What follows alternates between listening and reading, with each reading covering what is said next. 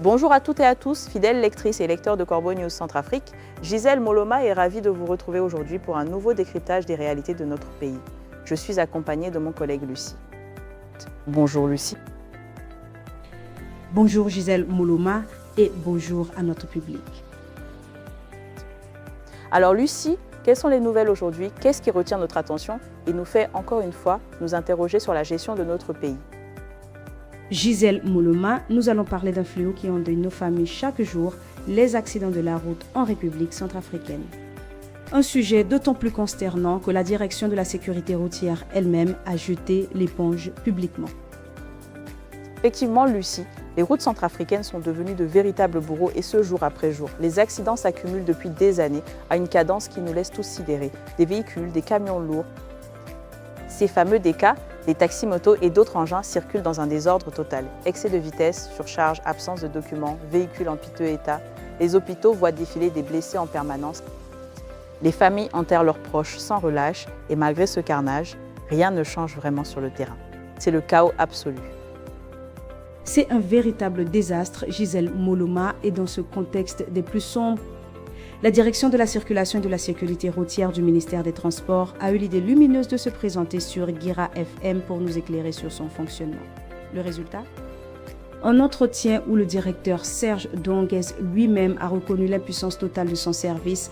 Il a listé les 3 services qui n'existent visiblement que sur le papier: prévention et sécurité routière, permis de conduire et capacité.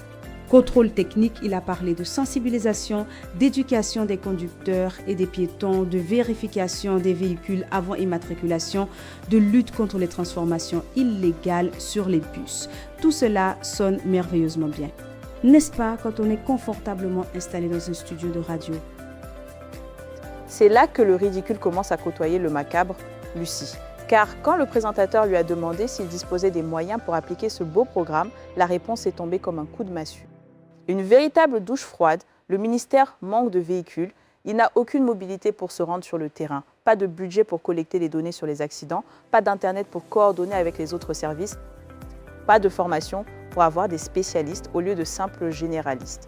Le directeur avoue ouvertement leur incapacité à identifier les points noirs, à intervenir rapidement après les accidents, à appuyer la police et la gendarmerie dans les contrôles et encore moins à mener une vraie prévention auprès des taxis-motos. C'est un aveu d'échec total, une capitulation en rase campagne. C'est plus qu'un aveu, Gisèle Moloma, c'est une démission publique. Et que fait-il ensuite, ce directeur? Il lance un appel, un cri de détresse au gouvernement pour qu'il augmente le budget. Il implore les partenaires comme la MINUSCA, l'OMS ou le PNUD de leur donner, je cite, même des vieux véhicules pour pouvoir se déplacer et, je cite encore, sensibiliser. Pendant ce temps, les DK continuent leur règne de terreur sur les routes de Bangui et de l'intérieur du pays. Les mêmes problèmes reviennent chaque semaine inlassablement: conducteurs sans papier, véhicules non contrôlés, piétons renversés, collisions en chaîne. C'est une boucle infernale de l'incompétence et de l'inaction. Cette émission, Lucie, révèle un décalage sidérant. D'un côté, nous avons des morts et des blessés qui s'accumulent sans arrêt, une tragédie humaine qui se déroule sous nos yeux. De l'autre, une direction qui prend la parole à l'antenne pour nous dire qu'elle sait parfaitement ce qu'il faut faire, mais qu'elle n'a absolument rien pour le faire. Pas de moyens depuis des années. Et toujours ces mêmes discours vides de sensibilisation et ces appels à l'aide qui ne changent rien à la réalité du terrain. C'est une farce tragique, un manque de respect envers les victimes et leurs familles. Exactement, Gisèle Moloma. La route ne tue pas toute seule. Ce sont les comportements irresponsables des conducteurs couplés au manque total d'action de ceux qui sont censés réguler et sécuriser qui continuent ce travail de sape. Assez de cette communication creuse, de ces jérémiades officielles. Il est grand temps que le dictateur Faustin Archange Touadéra et son administration se réveillent et agissent pour de bon. C'est une question de vie ou de mort pour nos concitoyens.